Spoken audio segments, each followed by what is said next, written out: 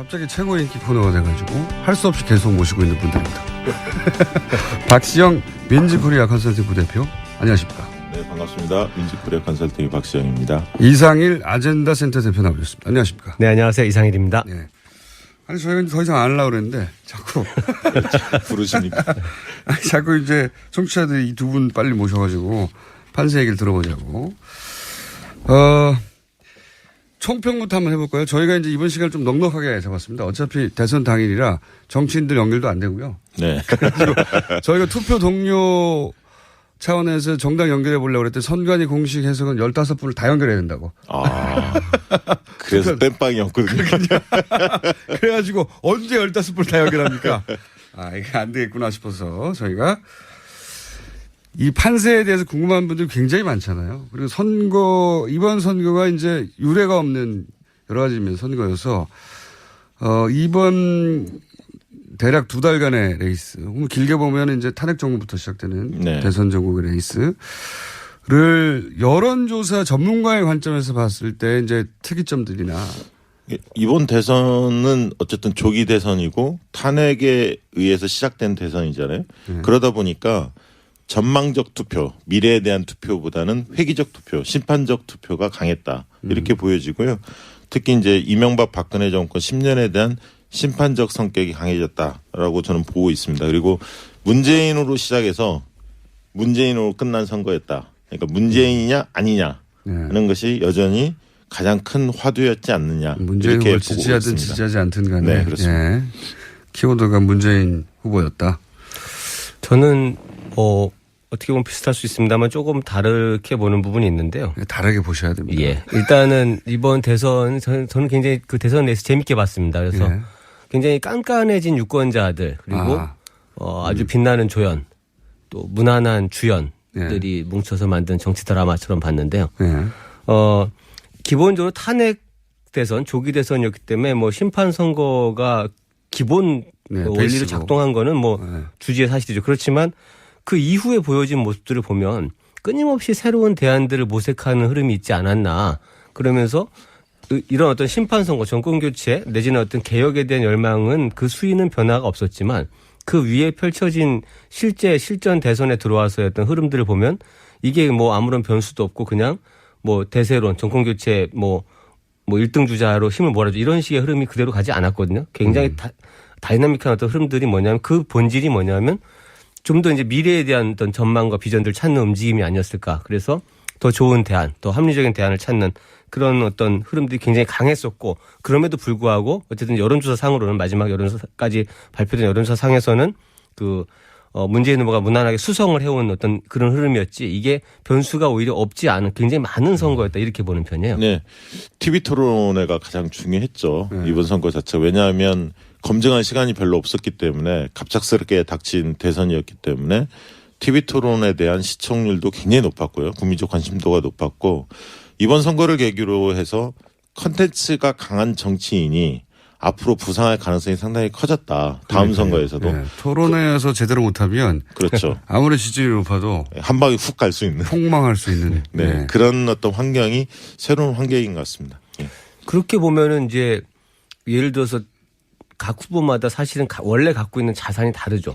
문재인 후보는 이미 대선을 한번 치렀던 분이고 또 여러 가지 한계에 대한 지적도 있지만 또 강력한 지지층, 고정 지지층 갖고 있는 후보입니다. 그렇기 때문에 TV 토론에서의 어느 정도의 어떤 뭐 성과도 보이고 한계도 보였을 텐데 이런 부정적인 측면이 보이더라도 크게 무너지지 않는 그 특성이 있죠. 그 견고하게 버텨주고 왜냐하면 오랫동안 정치적으로 단련된 지지층이 함께 같이 가기 때문에 어지간한 공세나 네거티브에도 흔들리지 않는 특성이 있습니다. 그렇지만 새로 등장한 후보들, 새롭게 검증받는 후보들은 그 하나의 어떤 이슈나 상황에서 큰 폭의 출렁거림이 있거든요. 이런 것들이 좀 달랐기 때문에 아마 뭐 문재인 후보라고 해서 TV 토론을 꼭 잘했냐 이렇게 나중에 평가를 해봐야 되겠지만 꼭 그건 아닌 거죠. 오히려 그거를 잘 견뎠다 이렇게 보는 편이 많다는 거죠. 잘 버텼다. 네. 그 재밌는 것은 뭐냐면 국민들 인식 조사를 해보면 문재인 후보는 정치 경험이 굉장히 오래된 사람으로 생각합니다. 그러니까 안철수 후보는 얼마 안 됐고 그래서 왜 그런가 봤더니 참여정부 때 그 청와대에 있었던 경력까지를 사람들은 인식하고 있어요. 정치 경험으로. 그러다 보니까 굉장히 오래됐고 국정 경험이 풍부하고 이렇게 생각합니다.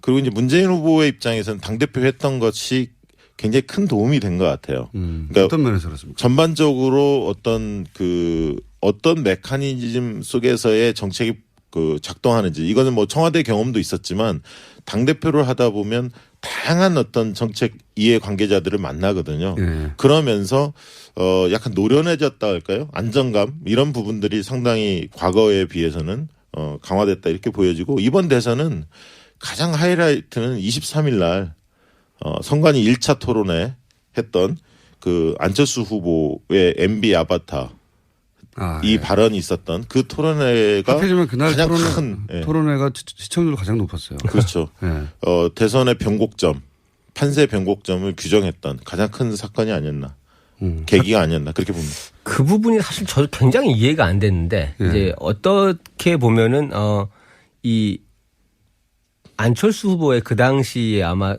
본인이 언젠가는 그걸 설명할 날이 있을 것 같은데 이게 왜 그랬을까라는 생각을 해보면 이게 어떻게 이해할 수 있냐면은 오프라인 세계의 어떤 정치권의 움직임 흐름하고 네. 온라인 쪽의 흐름이 이게 다르죠. 굉장히 다르게 형성이 돼 있는데 이 온라인 상에서 사실은 이 문재인 후보의 강력한 지지층들 굉장히 그 소위 말하는 문바라고까지 불리는 그 지지층들의 움직임이 굉장히 활발하거든요. 그런 어떤 움직임 속에서 아마 그 전까지 상황에 그 직전에 보면 양강구도 안철수 문재인 양강구도 형성된 직후에 안철수 후보에 대한 네거티브 이슈가 몇 가지가 쭉 올라옵니다. 뭐 안철수 후보의 딸 부인 관련된 이슈, 유치원 이슈부터 해서 시작해서 유치원 그래서 이런 것들이 쭉 그 온라인상에서 굉장히 강하게 확산이 되고 푸시가 되면서 안철수 후보는 그 부분에 대한 네거티브 그 공세에 굉장한 스트레스를 느낀 게 아닐까. 그러니까 오프라인이 아니라 온라인상에서의 공세에 그렇죠. 안철수 후보 자신이거나 혹은 그 캠프 내에서 지나치게 민감하게 반응했다. 그러니까 그거를 오프라인 TV 토론에 와서 갑자기 그러니까요. 뜬금없이 던지니까 그 세계를 잘 이해하지 않거나 아니면 별 무관심한 분들 입장에서는 저 사람은 왜 저러지라는 반응. 그 황당함. 그래서 그런 말이 나왔다고 생각하시는 저는 거죠? 그런 해석을 누군가 하는 거 들어도 굉장히 일리가 있지 않나. 저도 그 일리 있는 해석이라고 봅니다. 그러니까 4월 10일 날 11일 날 4월 둘째 주가 사실은 1차 어떻게 보면 분기점입니다. 승부에 있어서. 왜냐하면 4월 10일 11일 날 양강구도 확실히 형성이 됐고 실제 형성이 됐고. 예, 접전이 이루어졌거든요. 두 분이 문재인, 여론조사 안철수 시절을 후보가. 하시는 분들이니까 그때 양강구도가 확실히 형성됐다는 건 사실인 거죠. 예. 그렇죠. 그러니까 역전됐다는 조사도 일부 있었고 대부분 조사에서는 한 5% 내에서 붙었다. 이게 이제 정설이었는데요. 각종 언론사에서 여론조사 결과 쏟아졌죠. 근데 그 이후에 그 일주일을 어떻게 보내느냐가 사실은 안철수 후보한테 굉장히 중요했습니다. 왜냐하면 그 다음 주 17일부터는 선거운동 기간이 들어가기 때문에 사실은 조직력이 상대적으로 안철수 후보는 문재인 후보에 비해 약하지 않습니까? 정당세가 약하기 때문에 결국 바람으로 이 골든 크로스를 넘어서야 하는데 사실은 그 일주일이 중요했는데 그 당시에 이제 각종 검증 공세 그리고 특히 단설 유치원 발언 등등으로 인해서 상당히 이제 지지율이 조금씩 빠지기 시작했습니다. 사실 그러면서 이제 선거운동 기간에 들어갔거든요. 그러면서 선거운동 기간 들어가면서 아무래도 조직세에 밀리다 보니까 처음에는 벽보와 관련해서 굉장히 호평이 있었죠. 참신하다. 근데 선거운동 방식은 기성 정치인들하고 크게 다르지 않았거든요. 국민의당의 어떤 캠페인 기조가. 예를 들어서 지금 최근에 뚜벅이하고는 달랐던 거죠. 달랐던 거죠. 네. 과거와 똑같이 갔던 겁니다. 그러면서 지지율은 점점 빠졌고 결정타였던 아까 23일 날 TV토론 그 이후에 대통령감이냐 하는 의문점이 국민적으로 확산이 됐죠. 이제 그런 측면에서 사실은 누구를 탓하기 전에 사실은 안철수 후보 개인이 까먹은 게 하나 있고요. 그다음에 정당의 국민의당의 선거 전략 자체가 좀 잘못된 게 아닌가. 좀 참신한 방향으로 계속 밀고 갔어야 하는데 기성 정치판하고 크게 다르지 않았다. 결국 새로운 그런 모습을 창출하는데 실패했다. 이렇게 보여집니다. 물론 마지막에 이 뚜벅이 유세 같은 경우는 굉장히 호평이 있고 저는 효과가 있다고 보여지는데 좀 늦은 게 아닌가 그런 생각이 듭니다. 저도 이번 대선에서 결국은 이제 어떤 변화, 뭐 여론조사상 지지도의 변화가 됐던 흐름의 변화에서 가장 크게 주목된 부분은 역시 양강구도 형성과 그 직후, 직전 직후 일주일 정도였다고 보이는데요. 그때 이제 안철수 후보가 자기 지지를 지켜내느냐 못 지켜내느냐 그렇죠. 굉장히 근데 그렇죠. 그 당시에 저는 무슨 생각을 했었냐면은 안철수 후보한테 모여든 지지층의 어떤 지지율의 그 합은 이 굉장히 어떻게 보면은 뭔가 해석되지 않는 예. 정도의 강한 반문 비문 정서가 그냥 일시적으로 다 몰려온 거잖아요. 네. 그럼 거기에 뭔가 세기를 박는 그 액션은 후보가 해야 된다라고 봤는데 그렇죠. 그때 잘 돌이켜 보시면 안철수 후보 쪽의 어떤 그 당시 막 지지율이 고공행진을 시작했을 때 네. 흐름은 뭐냐면 결국 문재인을 거꾸로 쓴 사람은 나다. 네. 그리고 이걸 뭐 압도적인 지지를 모아서 오히려 그걸 해달라. 환호하고 지지를 호소하는 것만 했단 말이죠. 그러니까 이게 뭐냐면 만세 부르는 거죠. 어떻게 보면.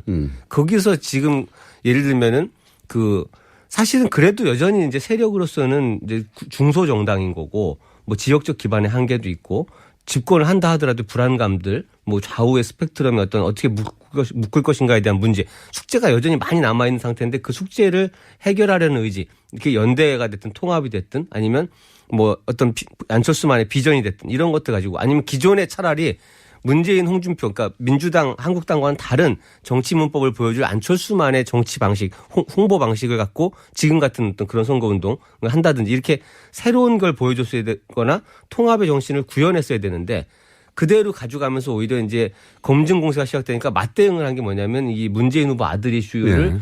가장 공격적으로 지금 끝까지 물고 늘어지는 거는 사실 국민의당입니다. 예. 이 보수 정당들이 아니고 동일한 방식으로 이제 공방을 시작하고 과거의 기존 정당과 동일한 어떤 문법으로 정치 공방을 시작을 했죠.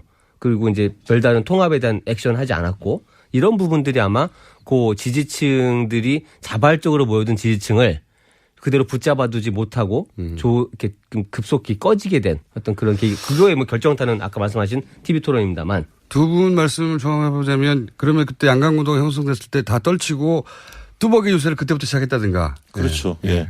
뭐 네거티브 전으로 들어가지 않고. 예. 그랬다면 어떻게 될지 몰랐겠네요. 물론 이제 그렇다고 해서 뭐 꼭 계속 붙어 있을 것 같다. 지지율이. 그렇게 보여지지는 않습니다만 왜냐하면 그 당시에 40석에 대한 불안감, 국정 운영에 대한 불안감 이런 부분들이 민주당 쪽에서 집중적으로 그 제기를 했었고요. 상당 부분 유권자들이 볼 때는 그 부분이 좀 불안한 느낌이 있었거든요. 왜냐하면 안철수 후보는 괜찮은 것 같기는 한데 새가 너무 없기 때문에 어느 정당, 어느 정치 세력과 연대할지에 대한 입장도 표명하지 않은 상태였고 그렇기 때문에 이 불안감을 좀 느낀 측면이 있었고 또 박지원 상황론 이걸 이제 홍준표 후보가 먼저 들고 나왔는데 예. 그 부분도 상당히 그 소구력이 있었습니다. 그 국민들한테 불안감을 형성하는데 일부 역할을 했다 이렇게 보여지고요.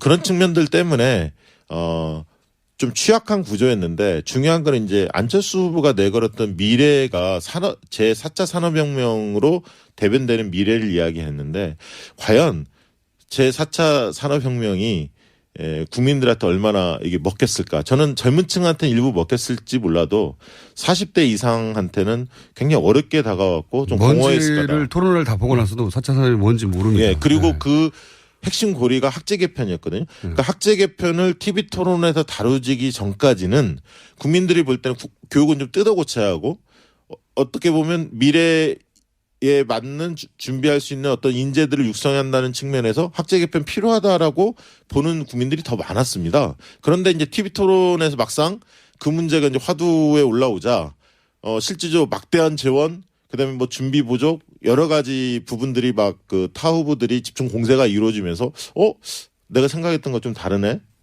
학제 개편 이 부분에 대한 어떤 생각들이 좀 그 달라진 것 같아요. 입장 자체가. 이제 그러면서 4차 산업혁명의 주요 골간축 중에 하나였던 이 학제 개편 이 부분들에 대해서 국민적 신뢰가 좀 떨어지다 보니까 전반적으로 어쨌든 미래 대 과거 이 프레임 구조 속에서 선거를 밀고 가려고 했는데 그 부분도 그닥 효과를 보지 못했던 거 아닌가 그렇게 생각이 그러나 듭니다. 결국은 우리가 뭐 과거로 돌아가서 이제 가정법을 쓰는 게 참 의미 없어 보이긴 하지만 저는 굉장히 그 당시 상황은 유동적이었다고 보는 거예요. 그러니까 이렇게 될 수도 있고 저렇게 될 그렇죠. 수도 왜냐하면 있었다. 이게 물론 이제 안철수 후보가 그 당시에 조금 더 국민의 코드에 맞는 것들을 했다고 해서 지지율을 그대로 지켜갈 수 있을 것이다 이렇게 단정하기도 어렵지만 사실은 그 1차 토론의 그 선거안 1차 토론의 패착 이후에 그 정책 관련된 토론으로 집중하면서 안철수 후보가 보여준 콘텐츠는 상당히 호평을 받습니다. 그리고 문재인 후보를 돌아보면 그때 경선 이후에 상당 기간 동안 경선 경쟁자들을 끌어안지 못하면서 불안한 모습을 보였죠. 지지율이 다 안 돌아왔죠. 그리고 네. 뭐 실제 선대위가 통합선대가 꾸려진 것도 그 뒤의 일입니다. 예. 그러면서 그게 뭐냐면 이게 패권주의 논란 또 뭐 적폐청산 불안감 이런 것들 자극하면서 비문정서 확산됐던 건데 콘텐츠 경쟁에서도 보면 안철수 후보도 굉장히 그 4차 산업에서 불확실성, 모호성이 있지만 문재인 후보도 과연 국민들이 죄송합니다. 기대했던 그런 준비된 후보로서의 역량, 그 수준에 와 있었냐라고 하면 그 부분도 굉장히 지금 미흡한 점이 많이 보였어요. 예를 들어서 이제 뭐 국민연금 소득대체율 상향, 재원 마련 문제, 뭐 네. 일자리 그 81만 개의 네. 그 소위 예산 재정 문제, 뭐 복지 공약을 다 이행하는 데 드는 그 추가적인 어떤 그 돈의 문제 네네. 이런 것들에서 구체적인 설명들을 못 내놓습니다. 그러니까 결과적으로 그런 상황을 보면 만약에 그 시점에 양강구도가 형성됐을 때 컨텐츠 경쟁이나 내지는 정치의 비전의 경쟁으로 새롭게 들어갔다라고 했을 때 흐름은 알 수 없었던 게 아닌가. 근데 이 부분에서 오히려 안철수 후보는 신인 정치인, 새롭게 떠오른 정치인한테 기대하는 그런 어떤 코드에서 벗어난 오히려 과거의 기존의 국민들이 식상해하는 그런 정치의 모습으로 돌아갔던 게 아닌가. 저는 그렇게 보는 거죠. 네, 근데 그 1차 토론을 잘 볼 필요가 있는데 SBS에서 1차 토론을 했었습니다. 두 당시에. 분이 사이가 안 좋으신가요? 아니 지금 예. 저희가 이제 일부 시간이 거의 다 돼서 제가 잠깐 예. 잘랐는데 안철수 후보만 얘기하지 않고 다른 후보들도 얘기할 텐데 워낙 판세에 큰 영향을 미쳤기 때문에 일단 안철수 후보 이야기로 시작을 했고요. 저희가 8시 10분에 2부가 끝나더라도 두 분과 함께 다시 돌아옵니다. 오늘은 두 분이 주인공이에요, 거의. 네. 그래서 걱정하지 마시고, 아니, 막판 판세도 얘기해야 되고, 다른 후보 얘기도 해야 되는데, 이렇게 끝나는 거 아닌가 걱정하지 마시고. 네, 다른 질문을 해 주십시오. 돌아옵니다. 돌아오는데, 어쨌든 두 분이 약간 안철수 후보와 관련해서는 그 변곡점이 됐던 그 지점에 대해서 이제 해석이 좀 다르신 거죠.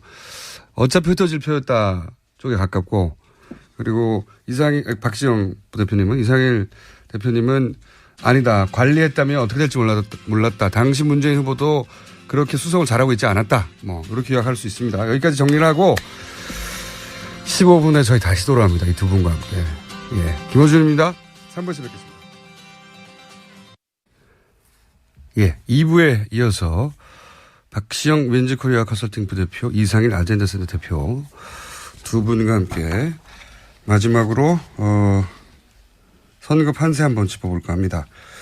2부에서는 그 이번 대선 기간에 아마도 구도에 가장 중요한 영향을 미쳤던 안철수 후보의 부상과 그리고 변곡점에 대해서 얘기를 해봤고, 이제 많은 분들이 가장 궁금해하는 건 이제 투표를 하신 분들도 그렇고 투표를 하실 분들도 그렇고, 소위 말해서 6일간의 깜깜이 기간 동안 무슨 일이 있었을까 다들 궁금해하는데, 두 분은 여론조사를 계속 해보셨으니까 아시겠죠? 많은 분들이 물어보죠. 네. 뭐 많은 분들한테 전화를 받았는데 일단 유승민 후보가 상승세인 것만은 분명해 보입니다. 그러니까 영남 지역이나 20대 이런 등등에서 유승민 후보가 5월 2일 토론회 이후에 가장 큰 특징입니까? 예, 네. 상승세가 좀 보이고요. 그다음에 이제 심상정 후보의 경우에도 소신 투표 이런 경향이 분명히 있습니다. 다만 계속 지지할 거냐, 계속 지지 의향을 물어보면 다른 후보들에 비해서 상대적으로 유승민, 심상정 후보의 지지층의 결속도, 충성도는 다소 낮게 나옵니다. 대선 이후에도, 그러니까 이번 대선에서 혹여 4번, 5번을 선택하더라도 끝까지 지지할 거냐? 4번, 5번을 대선 이후에도 지속적으로 지지할 것이냐. 아니, 선거일까지. 선거일까지. 예. 아. 그 부분에서 조금 그렇죠. 아직 낮아서. 투표는 이루어지지 않은 상태였습니다. 네, 그렇죠. 그런 측면에서 이제 사표 방지 심리가 작동할 거냐, 이 부분이 이제 관전 포인트 아닙니까? 그러니까 유승민 후보로 가 있는 표가 홍준표 후보 또는 안철수 후보로 갈 거냐, 심상정 후보로 가 있는 표 중에 일부가 문재인 후보 쪽으로 다시 유턴할 거냐, 이런 게 이제 관전 포인트겠죠. 그리고 영남의 보수층들은 홍 후보 쪽으로 좀 더 쏠리는 게 아닌가, 이런 게 좀 감지가 되고요. 영남도 이제 TK, PK로 크게 나눌 수 있지 않습니까? 예, TK 쪽은 좀 그런 게 보이는데, TK와 PK에서도 유승민 후보가 상당히 과거보다는 약진한 흐름이 보이고요. 다만 이제 수도권까지 홍 후보의 그 어떤 보수층 결집, 이 부분이 수도권까지 영향을 미쳤느냐, 이 부분이 이제 관심 포인트일 텐데요. 그렇게 강하게 느껴지지는 않습니다. 수도권의 그 보수층 같은 경우에는 홍 후보 쪽으로만 다 결집되는 게 아니라 안 후보 또 그 유 후보 이런 형태로 분산되는 게 아닌가. 저는 좀 그렇게 보고 있고요. 그래서 깜깜이 선거 들어가기 직전과 지금 깜깜이 선거 기간 동안에 크게 지지율 변화가 크게 일어나지는 않은 것 같다. 종합적으로 그렇게. 보자면 네, 안 그렇습니다. 후보 경우에는 깜깜이 기간 동안 어떤 깜깜이 기간 동안에 후보의 얘기도 잠깐 예, 약간 정체 하락하다가 뚜벅이 유세가 그래도 동정표를 얻었고요. 그다음에 지지층 결속하는데 큰 계기가 됐기 때문에 좀 다시 올라가는 그런 흐름은 보이는 것 같고요. 문 후보 경우에도 정체 하락이었습니다. 뚜렷하게 상승하진 않았는데 그러나 하루 이틀을 앞두고 선거일을 하루 이틀을 앞두고 진보층은 좀 더 문 후보 쪽으로 그리고 보수층은 좀 더 홍 후보 쪽으로 결집하는 게 아닌가 그런 흐름은 좀 보입니다. 이게 이제 여론조사 공표가 금지되면은 이제 궁금하지 않습니까? 너무 궁금하죠. 그럴 때 이제 저희도 뭐 정확한 이제 정보는 없는 상태에서 여러 가지 유출하게 되는데 뭐 객관적인 방법은 아닙니다만 팁을 하나 이렇게 좀 말씀드리면은 각 당이 주장하는 말과 행동을 종합해서 보시면은 대략적인 흐름을 좀 읽을 수 있습니다. 예를 들면은 뭐 문재인 후보 진영은 이제 득표율 목표치를 좀 내렸죠. 내리면서 약간 비상 분위기를 강조합니다. 이거는 물론 이게 엄살 전략일 수도 있지만 그래도 어느 정도 원래 최대치 목표보다는 조금 낮춰서 그 위기감을 강조해야 되는 상황이라고 각 그 당내에서 판단하고 있는 게 아니냐 이런 걸 보여주는 정체 하락이라고 표현하시죠. 그렇죠. 그다음에 안철수 후보는 이 뚜벅이 유세로 이렇게 선거 전략을 전환한 이후에 전환했다라는 건 뭐냐면 그 당시 상당히 위기가 있었다라는 거예요. 이게 선거 전략 전체를 바꾼 거니까 당 선거에서 개인 선거로 그리고 나서 그 뒤에 계속 유지하고 있다는 얘기는 그게 어느 정도 효과를 본다라고 판단하고 있는 게 아닌가 이렇게 추정하시면 되고요. 그다음에 홍준표 후보는 이 당내 바른정당 복당파 문제를 막 서둘러서 봉합을 시킵니다. 왜냐하면 이게 부담스러운 요소였다라고 봐야 되는 거죠. 그게 그 계속 둔 채로 선거 치기 어려웠다라는 얘기고 그리고 나서도 영남권을 많이 못 벗어납니다. 행보를 보면 그러면 이게 지지층 결집이 어느 정도 그동안 흐름을 가져왔지만 수도권을 확산시키는 데는 이제 역부족이었다 이렇게 좀 보시면 될 것 같아요. 본인이 원하는 만큼 그렇죠. TK, PK를 결집시키지 못했다. 그리고 이제 유승민 심상정 후보는 그 기존의 방식을 계속 고수하지 이게 효과가 있었다는 얘기거든요. 그렇게 대략 보시면 지지율의 흐름이나 이런 것들이 어떻게 흘러갔겠구나라는 걸 이렇게 좀 추정하시는데 도움이 될 겁니다. 유 후보, 심 후보는 주로 이제 20대 대학가 이런 데를 많이 다니지 않았습니까? 그 두 분, 심 후보는 이해가 가는데 전통적으로 이제 진보 유권자층의 젊은 세대가 있으니까. 근데 유 후보는 그 젊은 층에도 정명국 그 선대본부장하고도 얘기를 나누다가 인터뷰하다가 나온 얘기인데 젊은 보수층을 새로 발굴했다. 그렇게 표현하더라고요. 그게 뭐냐면 20대, 30대 초반에 그 판단 유보층 잘 모르겠다. 아직 지지 후보를 결정하지 않았다. 라고 응답하는 남성들이 꽤 많습니다. 남성들. 20대 남성, 30대 초반의 남성, 주로는 20대 남성이 많았는데요. 그 층들이 상당수가 유승민 지지로 돌아선 거죠. 왜냐하면 20대 층 중에 그 남성들. 선천적으로 보수 성향을 가진 그 중에서도 남성분. 네. 그러니까 경제는 좀 진보 쪽에 가깝고 신보수층이라고 볼 수 있는 20대들의 안보관들이 좀 변한 측면이 있거든요. 그 층들이 찍을 사람이 마땅히 없어서 유보하고 있다가 유승민 쪽으로 좀 유승민 후보 쪽으로 옮겨가는. 바른정당과 유승민 후보는 나중에 그 부분 되게 시간의 아쉬움을 느낄 거예요. 왜냐하면 그렇습니다. 수도권의 그 젊은 층의 블루오션이어야 되는데 개혁적 보수의 새로운 힘을 발굴하는 계속 초반에 대구에 머물렀거든요. 제가 항상 그런 얘기를 왜 그 대구라는 틀을 했거든요. 벗어나지 못하고 있었을까라는 그 아쉬움이 아마 나중에 득표율에서 만약 목표치까지 못 갔을 때 가장 큰 아쉬움이 그 부분일 거라고 저는 생각합니다. 유승민 후보한테 계속 대구를 벗어나서 서울에 오고 뉴스 공장에 나와야 된다고 그렇게 얘기를 했는데 대구에 계속 묶여 계시더라고요. 마지막에 그 엄청난 위기를 겪고 나서 그 반응이 오는 피드백을 보고서야 그걸 알게 된 거죠. 자기 이게 표가 여기 있었구나. 그렇죠. 그게 이제 수도권에 그런 어떤 흐름이 형성이 되니까 거꾸로 대구 경북에 지금 내려가서 유세를 하니까 반응이 과거보다 훨씬 좋아진 거예요. 그렇죠. 이게 왜냐하면 호응이 있으니까 국민적인 호응이 있으니까 그 힘을 바탕으로 영남권을 다시 공략하고 있거든요. 전략을 거꾸로 했어야 되는 거예요. 수도권에서 바람을 일으키고 내려갔어야 되는데 대구에서 대구 경북에서 이제 배신자 이미지를 벗는데 모든 노력을 다 쏟았으나 그 층은 애초에 자기한테 올 층이 아니었다는 걸 나중에야. 그렇죠. 그러니까 문재인 후보의 경우에는 50대가 굉장히 중요했지 않습니까? 그러니까 50대에서 이기는 후보가 승리할 가능성이 높았는데 50대에서 그 5월 3일 이전에 발표된 조사 결과만 본다면 50대에서 우세했거든요. 그러니까 자영업자들 지지도 많이 확보했고 그래서 안정감을 많이 보여준 게 주요한 게 아닌가 이렇게 보여졌는데 반면 텃밭이라고 생각했던 20대에서 약간 그 이완이 된 거죠. 그러니까 20대가 문재인 후보한테 몰표가 나오는 게 아니라 우세하긴 합니다만 심상정 안철수, 유승민 이런 어떤 표가 꽤 의미 있는 숫자로 나오고 있거든요. 그런 측면에서 50대는 장하겠지만 20대는 오히려 이완되는 그런 현상이 벌어졌습니다. 안철수 후보도 저는 같은 맥락에서 좀 봐요. 왜 그렇게 호남의 쟁투에 몰두했을까? 오히려 수도권에서 새로운 바람을 몰고 내려가는 전략을 썼어야 되는 게 아닌가. 만약에 정말 대세론으로 가고 싶었다라고 되짚어보자면. 예, 그렇게 아니었나는 생각도 좀 듭니다. 네. 그렇죠. 그러니까 호남에서는 전략적 투표가 강한데 다른 지역에서 이게 득표력을 인정받아야만이 호남에서 밀어줄 수 있을 텐데 그런 점에서는 안 후보가 좀 아쉬운 부분이 있겠죠. 호남에 몰두한 부분들은. 그 안철수 후보가 가지고 있는 대중적 이미지와 그 안철수 후보 국민의당이 추구해야만 하는 전략과 상충되는 부분이 있었던 것 같아요. 지역 베이스가 또 있으니까 거기서는. 네. 그리고 한 가지 더 말씀드리면 홍 후보의 경우에 수도권에서 보면 50대, 60대의 보수층 중에 남성들은 확실히 홍 후보 쪽을 결집하는 게 보여요. 그러나 50, 60대 여성분들은 흔쾌히 다 가지는 않고요. 대구 쪽에서도. 아니 수도권에서 40대 이하의 보수층들은 홍 후보 쪽으로 다 결집되고 있지는 않습니다. 그러니까 여성이나 남성이나 그건 안 후보나 유승민 후보 이런 쪽으로 같이 분산되는 홍 후보, 안 후보, 유승민 후보 이렇게 분산되는 느낌이 있거든요. 그만큼 그 돼지 흥분제 이런 어떤 그 논란들이 자리 잡고 있기 때문에 여성들이 쉽게 움직이지는 않습니다. 그래서 홍 후보의 지지율 특성을 보면 남녀 간의 차이가 굉장히 크고요.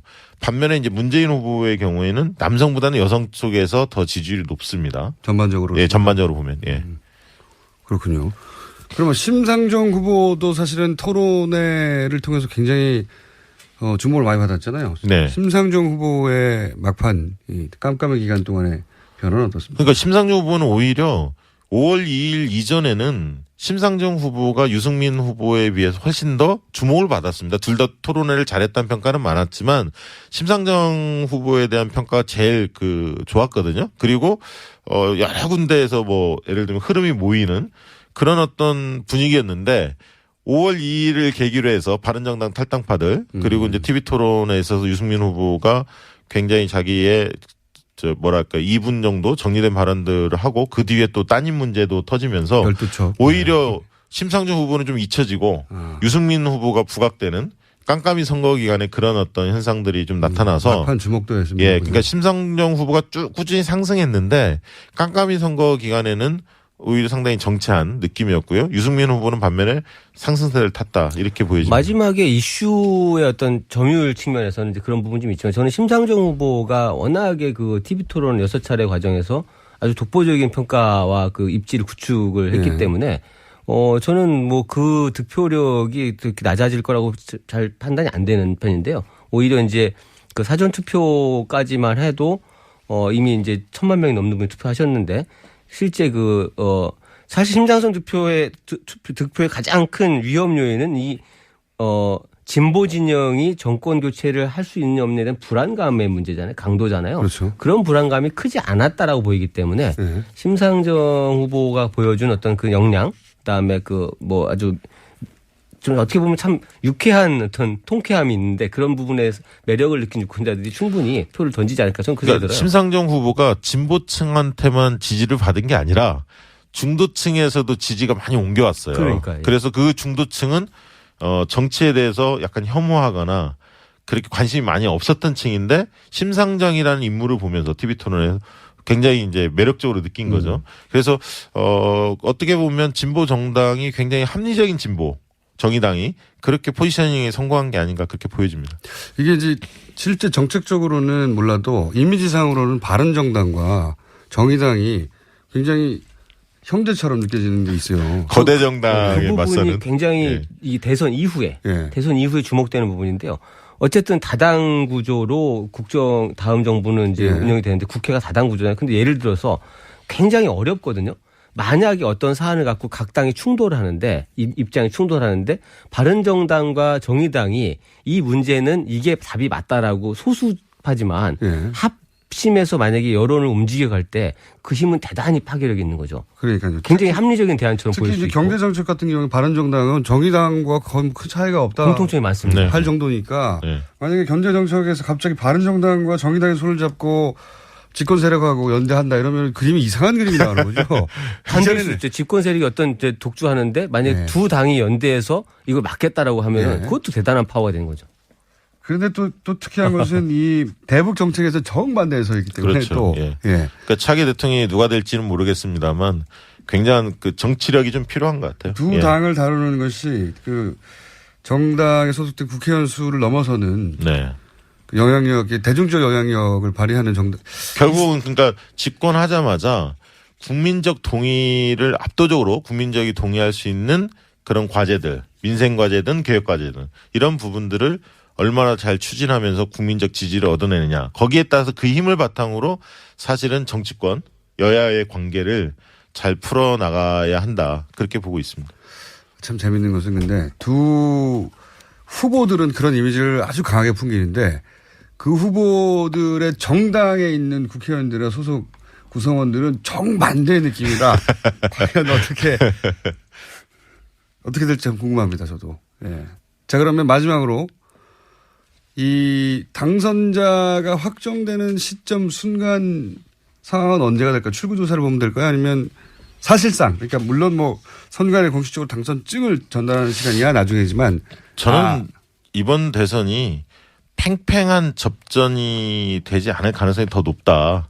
굉장히 어떻게 보면 싱거운 게임이 될 수도 있다. 출구조사 때? 예, 그렇게 예상을 하기 때문에 출구조사에서 거의 결판 날 가능성이 높다 이렇게 보고 있습니다. 사전 투표가 워낙 높아서 출구조사가 이게 역시 정확할 수 있냐라는 의문이 많이 네. 있긴 한데요.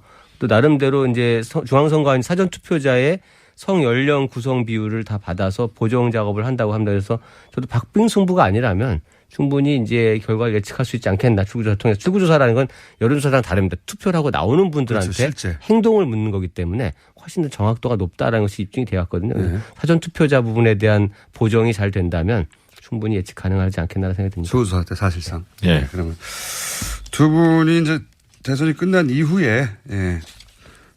사실은 내 전망이 진짜로 맞았다라든가 자기 자랑하는 시간을 그때 드릴게요.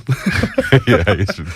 오늘 여기까지 하겠습니다. 지금까지 박시영 윈지코리아 컨설팅 부대표 그리고 이상일 아젠다센터 대표였습니다. 감사합니다. 또 이제 미래에 대한 어떤 전망과 비전들 찾는 움직임이 아니었을까. 그래서 더 좋은 대안, 더 합리적인 대안을 찾는 그런 어떤 흐름들이 굉장히 강했었고 그럼에도 불구하고 어쨌든 여론조사 상으로는 마지막 여론조사까지 발표된 여론조사 상에서는 문재인 후보가 무난하게 수성을 해온 어떤 그런 흐름이었지 이게 변수가 오히려 없지 않은 굉장히 많은 선거였다 이렇게 보는 편이에요. 네.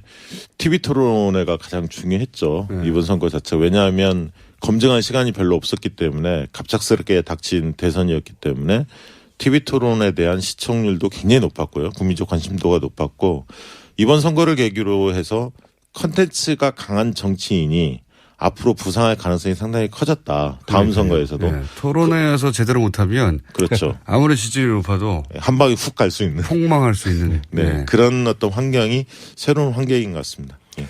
그렇게 보면은 이제 예를 들어서 각 후보마다 사실은 원래 갖고 있는 자산이 다르죠. 문재인 후보는 이미 대선을 한번 치렀던 분이고 또 여러 가지 한계에 대한 지적도 있지만 또 강력한 지지층, 고정 지지층 갖고 있는 후보입니다. 그렇기 때문에 TV 토론에서의 어느 정도의 어떤 뭐 성과도 보이고 한계도 보였을 텐데 이런 부정적인 측면이 보이더라도 크게 무너지지 않는 그 특성이 있죠. 그 견고하게 버텨주고 왜냐하면 오랫동안 정치적으로 단련된 지지층이 함께 같이 가기 때문에 어지간한 공세나 네거티브에도 흔들리지 않는 특성이 있습니다. 그렇죠. 갑자기 최고 인기 코너가 돼가지고 할 수 없이 계속 모시고 있는 분들입니다. 박시영 민지코리아 컨설팅 부대표 안녕하십니까. 네, 반갑습니다. 민지코리아 컨설팅의 박시영입니다. 이상일 아젠다 센터 대표 나오셨습니다. 안녕하십니까. 네, 안녕하세요. 이상일입니다. 네. 아니 저희가 더 이상 안 하려고 그랬는데 자꾸 부르시니까. 아니, 자꾸 이제 청취자들이 이 두 분 빨리 모셔가지고 판세 얘기를 들어보자고. 총평부터 한번 해볼까요? 저희가 이제 이번 시간을 좀 넉넉하게 잡았습니다. 어차피 대선 당일이라 정치인들 연결도 안 되고요. 네. 저희가 투표 동료 차원에서 정당 연결해 보려고 그랬더니 선관위 공식 해석은 15분을 다 연결해야 된다고. 아. 그래서 땜빵이었거든요. 그래가지고 언제 15분을 다 연결합니까? 아, 이게 안 되겠구나 싶어서 저희가 이 판세에 대해서 궁금한 분들이 굉장히 많잖아요. 그리고 이번 선거가 이제 유례가 없는 여러 가지 선거여서, 이번 대략 2달간의 레이스. 길게 보면 이제 탄핵 정부부터 시작되는 네. 대선 전국의 레이스를 여론조사 전문가의 관점에서 봤을 때 이제 특이점들이나 이번 대선은 어쨌든 조기 대선이고 탄핵에 의해서 시작된 대선이잖아요. 그러다 보니까 전망적 투표, 미래에 대한 투표보다는 획기적 투표, 심판. 하지만 새로 등장한 후보들, 새롭게 검증받는 후보들은 그 하나의 어떤 이슈나 상황에서 큰 폭의 출렁거림이 있거든요. 이런 것들이 좀 달랐기 때문에 아마 뭐 문재인 후보라고 해서 TV 토론을 꼭 잘했냐 이렇게 나중에 평가를 해봐야 되겠지만 꼭 그건 아닌 거죠. 오히려 그거를 잘 견뎠다 이렇게 보는 편이 많다는 거죠. 잘 버텼다. 네. 그 재밌는 것은 뭐냐면 국민들 인식 조사를 해보면 문재인 후보는 정치 경험이 굉장히 오래된 사람으로 생각합니다. 그러니까 안철수 후보는 얼마 안 됐고 그래서 왜 그런가 봤더니 참여정부 때 그 청와대에 있었던 경력까지를 사람들은 인식하고 있어요. 정치 경험으로. 그러다 보니까 굉장히 오래됐고 국정 경험이 풍부하고 이렇게 생각합니다. 그리고 이제 문재인 후보의 입장에서는 당대표 했던 것이 굉장히 큰 도움이 된 것 같아요. 그러니까 어떤 면에서 그렇습니까? 전반적으로 어떤 메커니즘 속에서의 정책이 작동하는지 이거는 뭐 청와대 경험도 있었지만 당대표를 하다 보면 다양한 어떤 정책 이해 관계자들을 만나거든요. 그러면서 약간 노련해졌다 할까요? 안정감 이런 부분들이 상당히 과거에 비해서는 강화됐다 이렇게 보여지고 이번 대선은 가장 하이라이트는 23일 날 선관위 1차 토론회 했던 그 안철수 후보의 MB 아바타 이 발언이 있었던 그 토론회가 하필이면 그날 가장 큰 흔적 투표가 강했다 이렇게 보여지고요. 특히 이제 이명박 박근혜 정권 10년에 대한 심판적 성격이 강해졌다라고 저는 보고 있습니다. 그리고 문재인으로 시작해서 문재인으로 끝난 선거였다. 그러니까 문재인이냐 아니냐 하는 것이 여전히 가장 큰 화두였지 않느냐. 문재인을 이렇게 지지하든 보고 있습니다. 지지하지 않든 간에 네, 그렇습니다. 예. 키워드가 문재인 후보였다. 저는 어떻게 보면 비슷할 수 있습니다만 조금 다르게 보는 부분이 있는데요. 다르게 보셔야 됩니다. 예. 일단은 이번 대선 저는 굉장히 그 대선 레이스 재밌게 봤습니다. 그래서 예. 굉장히 깐깐해진 유권자들 그리고 아주 빛나는 조연 또 무난한 주연들이 뭉쳐서 만든 정치 드라마처럼 봤는데요. 예. 기본적으로 탄핵 대선 조기 대선이었기 때문에 뭐 심판 선거가 기본 원리로 베이스고. 작동한 거는 뭐 주지의 사실이죠. 그렇지만 그 이후에 보여진 모습들을 보면 끊임없이 새로운 대안들을 모색하는 흐름이 있지 않았나. 그러면서 이런 어떤 심판 선거, 정권 교체 내지는 어떤 개혁에 대한 열망은 그 수위는 변화가 없었지만 그 위에 펼쳐진 실전 대선에 들어와서의 어떤 흐름들을 보면 이게 뭐 아무런 변수도 없고 그냥 뭐 대세론, 정권 교체 뭐 1등 주자로 힘을 몰아줘 이런 식의 흐름이 그대로 가지 않았거든요. 굉장히 다이나믹한 어떤 흐름들이 뭐냐면 그 본질이 뭐냐면 좀 토론회가 시청률도 가장 높았어요. 그렇죠. 대선의 변곡점, 판세 변곡점을 규정했던 가장 큰 사건이 아니었나. 계기가 아니었나 그렇게 봅니다. 그 부분이 사실 저도 굉장히 이해가 안 됐는데 이제 어떻게 보면은 이 안철수 후보의 그 당시에 아마 본인이 언젠가는 그걸 설명할 날이 있을 것 같은데 이게 왜 그랬을까라는 생각을 해보면 이게 어떻게 이해할 수 있냐면은 오프라인 세계의 어떤 정치권의 움직임 흐름하고 온라인 쪽의 흐름이 이게 다르죠. 굉장히 다르게 형성이 돼 있는데 이 온라인 상에서 사실은 이 문재인 후보의 강력한 지지층들 굉장히 그 소위 말하는 문바라고까지 불리는 그 지지층들의 움직임이 굉장히 활발하거든요. 그런 어떤 움직임 속에서 아마 그 전까지 상황에 그 직전에 보면 양강구도 안철수 문재인 양강구도 형성된 직후에 안철수 후보에 대한 네거티브 이슈가 몇 가지가 쭉 올라옵니다. 뭐 안철수 후보의 딸 부인 관련된 이슈, 유치원 이슈부터 해서 시작해서 유치원 그래서 이런 것들이 쭉 그 온라인상에서 굉장히 강하게 확산이 되고 푸시가 되면서 안철수 후보는 그 부분에 대한 네거티브 그 공세에 굉장한 스트레스를 느낀 게 아닐까. 그러니까 오프라인이 아니라 온라인상에서의 공세에 그렇죠. 안철수 후보 자신이거나 혹은 그 캠프 내에서 지나치게 민감하게 반응했다. 그러니까 그거를 오프라인 TV 토론에 와서 갑자기 그러니까요. 뜬금없이 던지니까 그 세계